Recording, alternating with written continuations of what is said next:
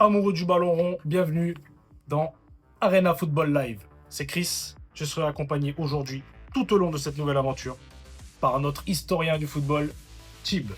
Pour vous servir. Aujourd'hui, gros programme, Ligue des Champions, OM, compliqué l'OM, Arsenal, compliqué Arsenal. À Arsenal, en ce moment, il va falloir être solide pour aller chercher cette première ligue tant attendue du côté de Londres. Pour les anciens et pour les plus jeunes, bien sûr, petite rubrique. On revient dans le rétro football. 2005 Istanbul, Et finale vous, de la Ligue des Champions. où étiez-vous cette soirée-là à Atatürk, le miracle d'Istanbul? On en parlera plus tard dans l'émission. Et les pronos en fin d'émission. Alors, la Ligue des Champions. La Ligue des Champions. Une grosse surprise.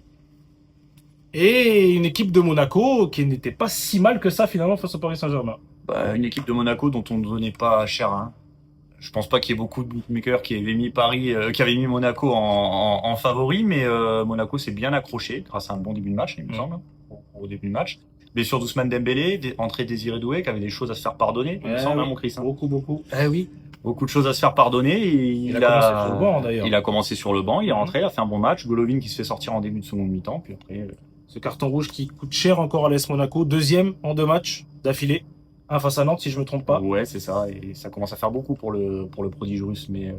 Le prodige russe qui commence à avoir un peu de balle quand même depuis ouais. plusieurs années. Ça commence à devenir compliqué ce C'est petit surnom prodige russe, pardon, ouais. parce que un peu compliqué. ça devient un peu compliqué pour lui quand même. Maintenant, qu'est-ce que t'en penses, toi, au niveau du match retour? Il y a un match retour à Paris. Tu vois Monaco toujours dans la course ou... Je t'avoue que je pense que ça va être très compliqué le Paris Saint-Germain dès que... Alors, cette théorie d'interrupteur, quand ils appuient sur l'interrupteur, ça pouvait fonctionner la saison dernière. Oui. Je pense que vous êtes d'accord avec moi. Mais cette saison, ils sont quand même dans la difficulté, on va dire. Ils ont quelques matchs où ils sont encore un petit peu... ils tanguent un peu. Voilà, ils prennent 2 buts à Monaco qui ne seront pas exceptionnels depuis le début de la saison.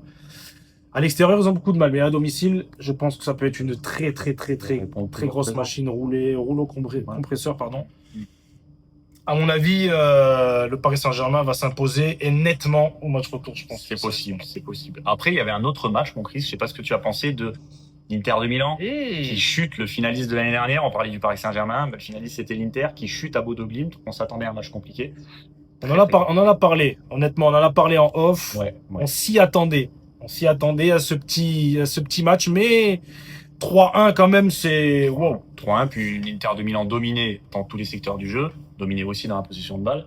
Donc Bodo Glimt qui fait une bonne affaire, 3-1. Est-ce qu'ils vont être renversés en Ils ont perdu Lautaro. Et Lautaro Martinez, le capitaine, pas sûr d'être présent la semaine prochaine. Ça va être très compliqué. Marcus Thuram risque d'être esselé en attaque sur ce Après, Giuseppe Meazza, grosse ambiance. Oui, bien sûr. On connaît Milan, comment ça se passe.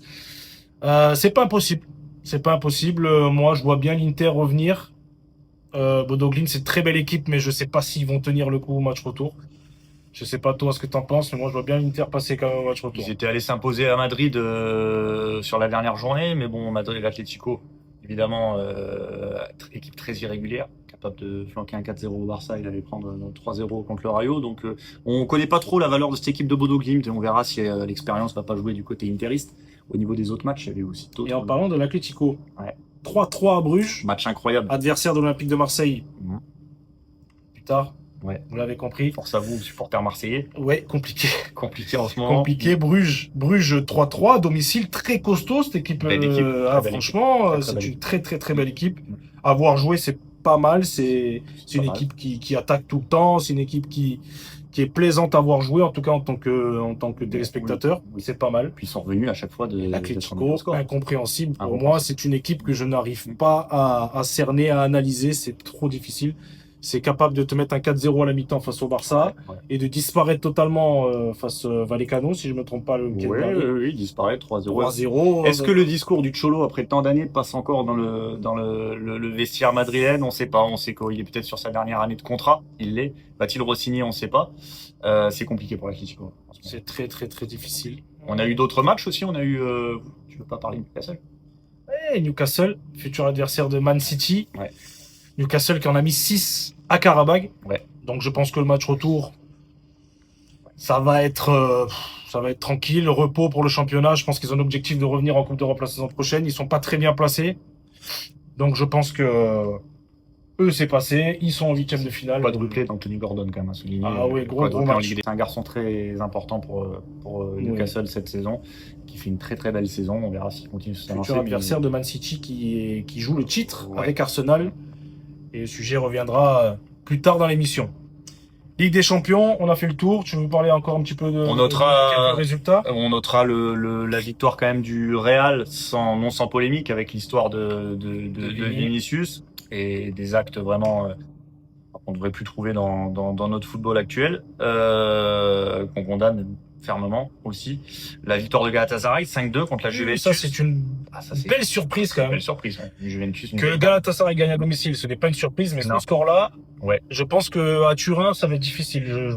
À mon avis, Openda, David et tout ça, il faudra booster un petit peu l'attaque parce que c'est leur point faible. J'ai l'impression cette saison, ils ont beaucoup de mal à marquer des buts. Depuis quelques saisons, des moments compliqués, qui n'arrivent plus à arracher un Scudetto, c'est très compliqué pour eux en ce moment. Pour finir sur les résultats, on parlera de Leverkusen qui s'impose 2-0 à Olympiakos, qui est un bon score, c'est jamais facile en Grèce. C'est très chaud. C'est très chaud. Et pour être complet, mon Chris, on vous aura donné tous les résultats. On a Dortmund qui s'est imposé à la maison. Le meilleur jaune 2-0 face à l'Atalanta. Attention, ce match retour très intéressant, très difficile à pronostiquer certainement. Une DA très forte à domicile. Et le Real de Madrid en revenant hors polémique. Ça, ce sera un sujet qu'on va aborder plus tard. Dans un podcast où on verra plus tard avec Chib. En tout cas, on va l'aborder parce que c'est quelque chose qui touche trop le football et même la société actuelle. Donc, on va en parler. Mais pour revenir sur le sport et sur le football, attention au match retour à Bernabéu parce que le Real de Madrid en ce moment, ça revient bien avec Arbeloa. C'est pas trop mal, mais c'est irrégulier quand même cette saison. S'il y a eu un peu de mieux, il y a eu Alexander Arnold qui a pris place de Dani Carvajal et qui a apporté beaucoup de vitesse au jeu, pas mal avec Vini. Alors, ils n'ont pas joué en 4-3-3, c'est facile, ils ont joué avec 2 pointes. Ils ont joué avec blessures quand même à Axel beaucoup de blessures, mais quand même Mbappé et Vinicius qui se projettent vite vers l'avant. Rodrigo qui n'était pas là. Un match qui s'annonce électrique la semaine prochaine avec ses polémiques, notamment, on peut pas passer à côté. Et le retour du Special One au Santiago Bernabéu, à noter. Vini, quel joueur quand il s'y met comme ça, c'est quel but. Franchement, waouh. Grand joueur. Grand joueur. L'Olympique de Marseille. Ah, voilà. Et Marseille, vous allez en avoir. Voilà. Attention, là, le Vélodrome, il est. Qu'est-ce qui se passe, mon Chris? Qu'est-ce qui se passe à Marseille? Qu'est-ce qui se passe à Marseille? Trop de problèmes après ce match à Bruges. Élimination avec un but à Benfica, justement. Face au Real de Madrid. Le gardien Troubine qui marque, si je ne me trompe pas. Ouais, c'est ça. L'OM qui fait un match catastrophique pour moi. Avec le 11, même le 14, voire 16 qu'ils ont dans leur effectif. Ils doivent jamais faire un résultat comme ça à Bruges. Très compliqué. Et éliminé, depuis ça, c'est la cata, l'OM. De Zerbi qui démissionne, qui se fait virer. On ne sait pas trop ce qui s'est réellement passé. Benassia qui dit je pars, je reste, je pars. Non, on te laisse pas partir. Au final, tu reviens pas. Bon, finalement, on a appris qu'il était revenu avec le plein pouvoir. Et maintenant, c'est Longoria qui est déclassé et qui demande maintenant la démission. Habib Bey vient d'arriver à la place de Zerbi. Habib Bey qui était il y a 15 jours même pas à Rennes encore et qui jouait face à l'OM en 8e de finale de Coupe de France. Et maintenant, qu'est-ce qui va se passer à l'OM là? Il joue à Brest vendredi. Il se déplace à Brest demain. Vendredi, il se déplace à Brest. Habib Bey qui connaît bien la maison pour avoir porté le maillot de l'OM entre 2003 et 2007, qui était aussi pendant la fameuse épopée en Coupe d'Europe de l'OM, qui va en finale et qui bat Newcastle dans un vélodrome. L'image d'Habib Bey, c'est qu'il perd ses deux. Ah oui, mais aussi. Donc ça reste quelqu'un qui connaît l'environnement. Est-ce que ça va pas être bien pour l'OM? Il a aussi ce tempérament de calme quand même qui va pouvoir supporter cette pression infernale. Mais pendant combien de temps? Attention, si t'as pas de résultat à Marseille, ça va très vite. Et de ce qu'on a vu de Bey à Rennes, j'ai un peu peur. C'était compliqué. Il a eu du mal à gérer le vestiaire. Il y a eu des histoires avec Brice Samba notamment. Il y aura des forts caractères à Marseille. Il y aura Greenwood à gérer notamment. Nwaneri qui vient d'arriver d'Arsenal.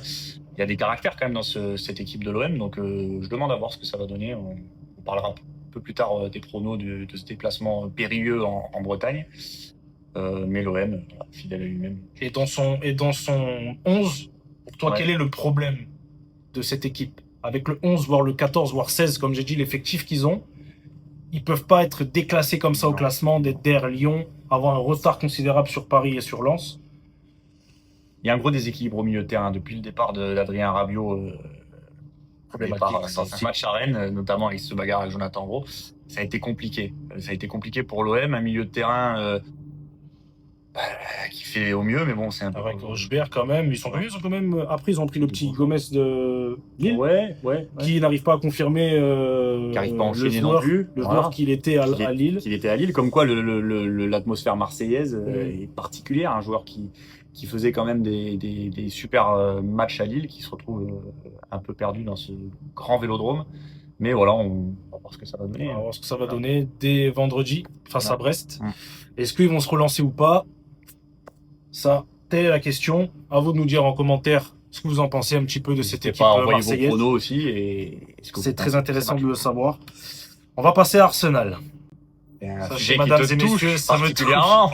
Notre ami est un Gunners. Je suis un On Gunners. ne cache rien, on est transparent. Je suis un Gunners. Voilà. Et là, je commence un peu à trembler. J'étais serein. En off, en parlant à tous mes amis, vous inquiétez pas, ça va bien se C'est vrai. passer cette saison, c'est notre saison. C'est vrai. Et ce match qu'il y a eu dernièrement face à Wolverhampton me fait peur. Me fait peur parce que bon, dans le contenu, c'était pas trop mal. C'est pas mal. On mène 2-0 Pas mal, ça, rapidement. c'est Enfin, bien. Arsenal mène 2-0 rapidement. Mm.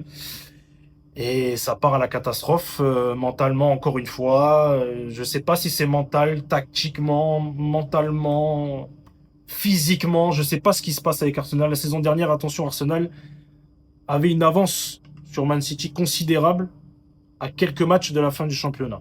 À 8-10 matchs de la fin du championnat. Et là, on se retrouve un peu dans la même situation. Sauf que cette fois-ci, il reste la confrontation directe entre Man City et Arsenal. Un match qui va valoir très très cher à l'Etihad au mois de mars, pas de bêtises, qui va coûter cher. Est-ce qu'on n'aurait pas, on en parle en off aussi, est-ce qu'on n'aurait pas un problème au niveau de l'attaque pour Arsenal? On n'aurait pas du mal à trouver notre neuf, Victor Gyökeres, qui a coûté extrêmement cher, qui était le transfert de cet été, véritable serial buteur au Sporting, un peu compliqué cette saison, le retour de Gabriel Jesus. Moi, je suis déçu. Je suis déçu de lui pour l'instant. T'as l'impression que le ballon lui brûle les pieds. Il est pas serein avec la Compliqué conduite de techniquement. balle. Ouais, techniquement, c'est Très difficile. compliqué. Arsenal, pour moi, cette saison, si ça prend rien, parce que pour moi, la Coupe de la Ligue anglaise, c'est rien pour Arsenal. Si tu prends pas la Première Ligue ou la Ligue des Champions, pour moi, c'est une saison ratée. Et Arteta, on va commencer à se poser des questions sur lui parce que il a fait quelque chose de très grand avec Arsenal. Arsenal est redevenu un très grand club européen que tout le monde craint.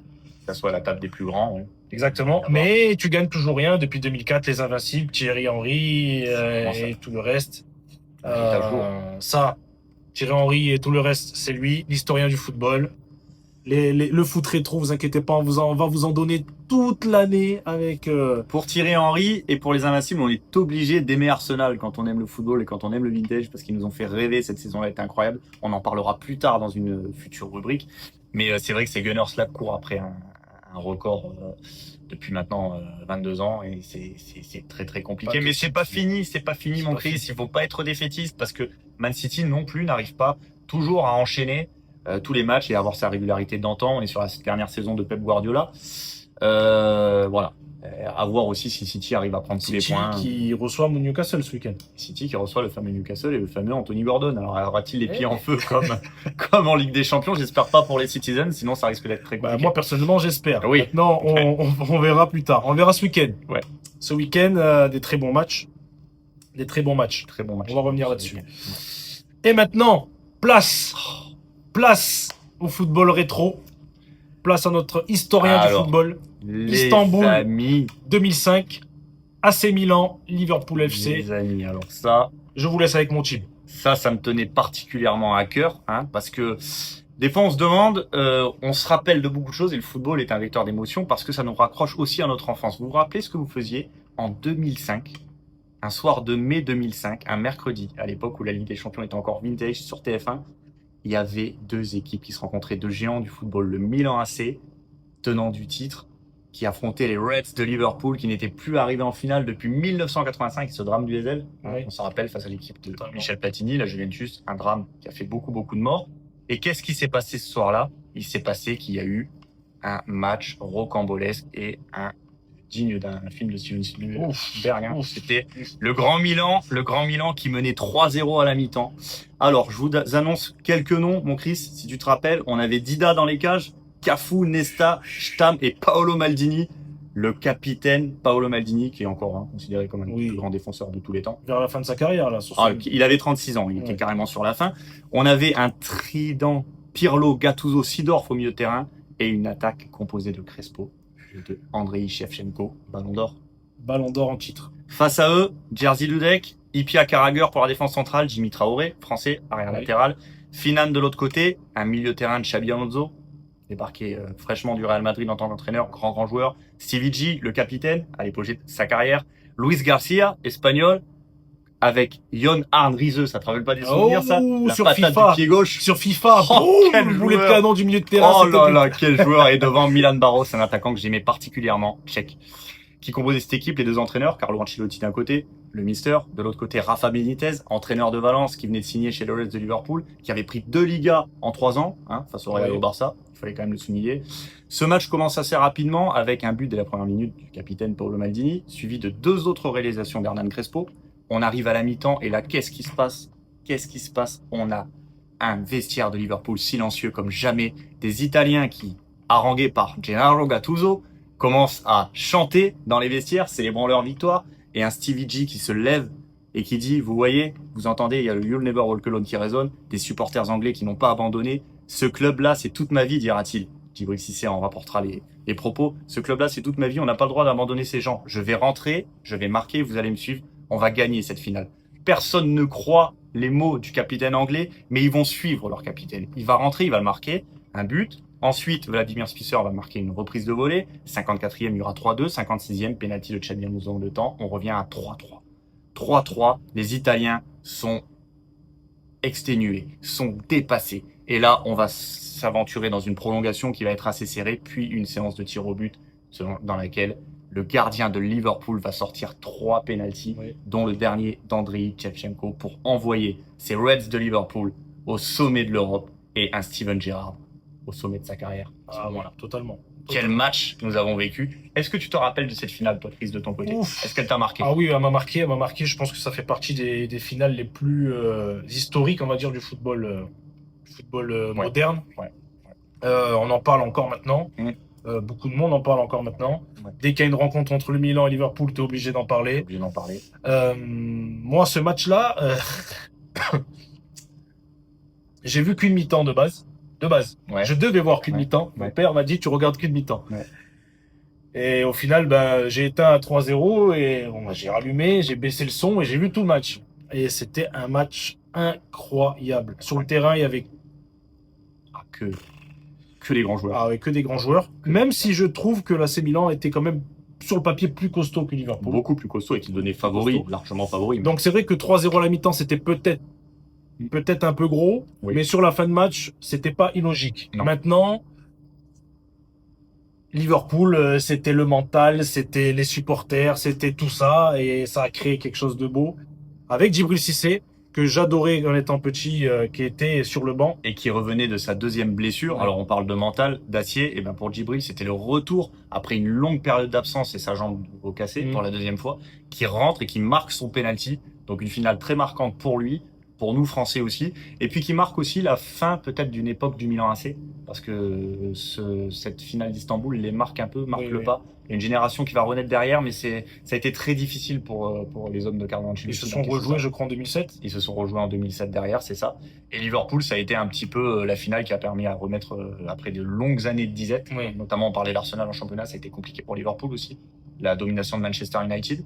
Et Liverpool s'est remis au devant de la scène, et puis on a eu finalement ces 2 capitaines qui se sont affrontés, Gerrard et Maldini, où il y avait l'aube de la carrière d'un et le crépuscule de la carrière de l'Italien.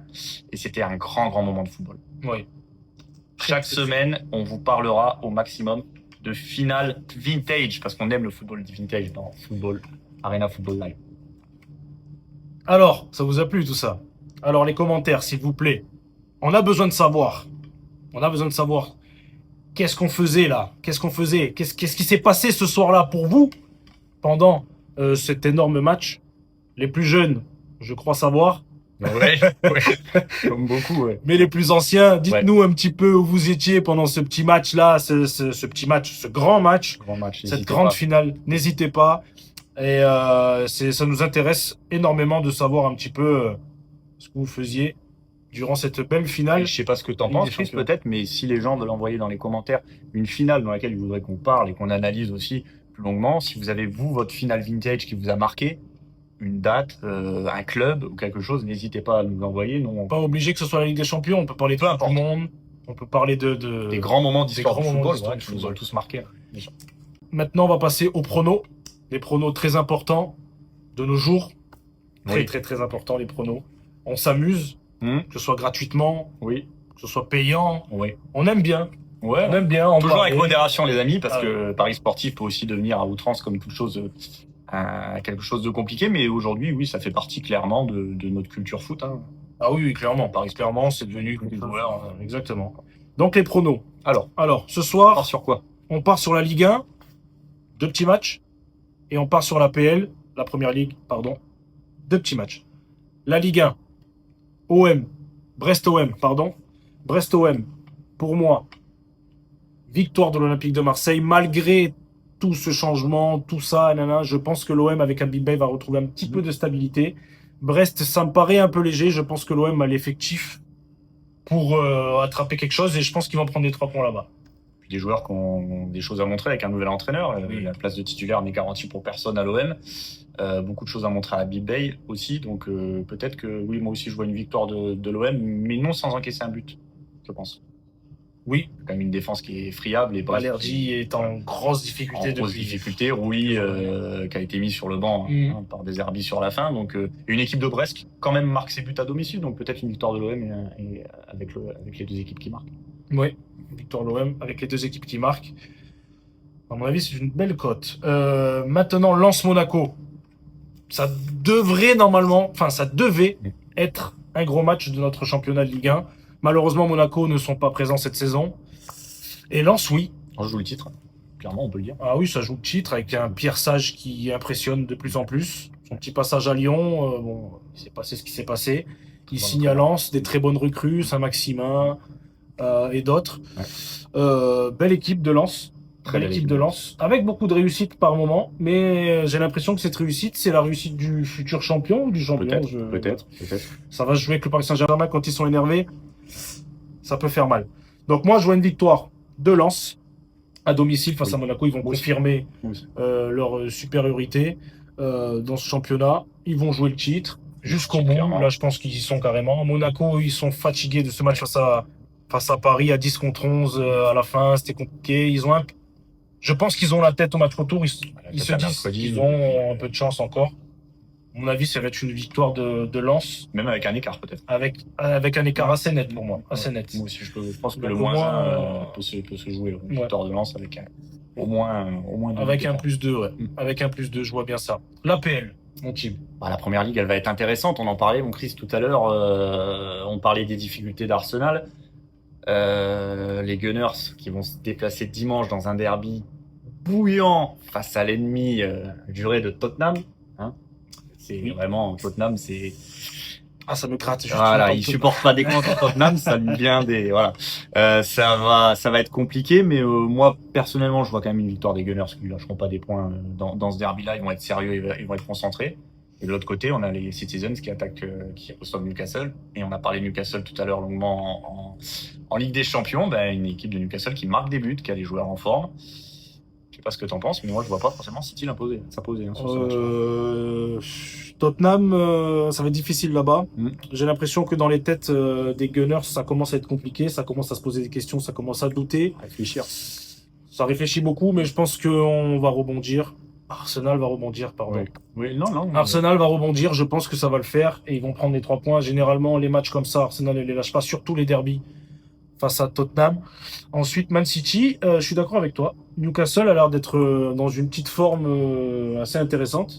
face à un Man City qui est aussi intéressant, mais pas très régulier. Ça, ils ont beaucoup de mal dans leur match. Ils gagnent, mais c'était difficile. On l'a vu face à Liverpool où ils perdent 1-0, ils reviennent Ouais. avec un petit peu des circonstances atténuantes. Mais tu te dis, bon, un petit match nul. Un petit match nul, je le vois bien, avec les deux équipes qui marquent, Oui. je pense. Ça m'arrangerait, en étant honnête. Hmm. Et je vois même un buteur, Haaland, pour Man City. L'inévitable norvégien. Et pour Newcastle, on va pas se mouiller. Je pense que Gordon, il va rester dans son petit nuage. Et il peut peut-être confirmer son match qu'il a fait face à Karabakh cette semaine en Ligue des Champions. En ce moment. Tony Gordon, puis qui est bien accompagné par Nick Woldemel, l'Allemand aussi, devant qui marque ses buts. Donc ouais, ça va être des matchs ouverts, mais des matchs à but. Des matchs à but. Peut-être jouer les plus de 2 buts et demi sur ces matchs-là. En tout cas, ça va être très excitant cette fin de championnat en PL. On va se En régaler. Première Ligue, ça va être, on va se régaler, ça va être fou. Surtout qu'il y a une finale entre-temps bientôt de Coupe de la Ligue anglaise entre Arsenal et Man City. Juste quelques semaines avant ce fameux match en championnat qui va être bouillant, les amis, bouillant. Donc on l'attend avec impatience. Avant ça, on va pas sauter non plus les étapes. On va vous donner rendez-vous au prochain numéro. Prochain numéro, on va vous donner le programme prochainement sur notre page TikTok, Instagram, Restez connectés pour suivre toute l'actu. On Sur va voir au l'Arena. fur et à mesure. Football Live. Oui. Mon Tib, ravi d'avoir fait cette première à tes côtés. C'était bien. Super, c'est bien passé. C'était bien. On était un peu stressé au début comme Oui. toute première, mais voilà, on a essayé d'être le plus naturel possible avec vous. Et on espère que vous allez vous déchaîner dans les commentaires et nous suivre. Et n'oubliez pas notre petite finale, grande finale de l'histoire, c'est important. On veut vraiment réunir l'actualité du football et aussi tout ce qui nous rattache à ce merveilleux sport, souvent controversé, mais qui nous fait battre les cœurs. Exactement. Merci à tous les amis. À la prochaine. À la prochaine.